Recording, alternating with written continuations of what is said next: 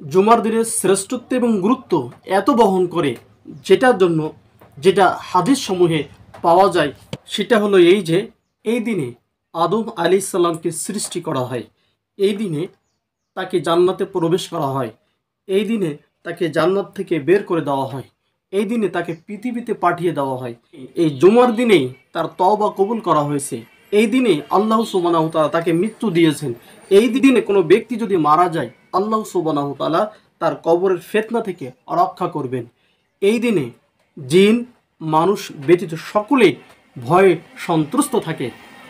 এই দিন কিয়ামত সংঘটিত হবে। জুমার দিন হলো সূর্য উদিত হয় এমন দিনের মধ্যে শ্রেষ্ঠ দিন জুমার দিন। এই দিন ঈদুল আজহা, ঈদুল ফিতরের চেয়েও শ্রেষ্ঠ দিন হলো জুমার দিন। এই দিন বেশি বেশি মুহাম্মদ সাল্লাল্লাহু আলাইহি সাল্লামের পরে দুরূদ পাঠ করার কথা বলা হয়েছে। এই দিন কোনো ব্যক্তি যদি সূরা কাহফের প্রথম 10টি আয়াত আবৃত্তি করে, তাহলে দাজ্জালের ফিতনা থেকে তাকে রক্ষা করা হবে। এই দিনে আগে ভাগে মসজিদে যাওয়ার কথা বলা হয়েছে।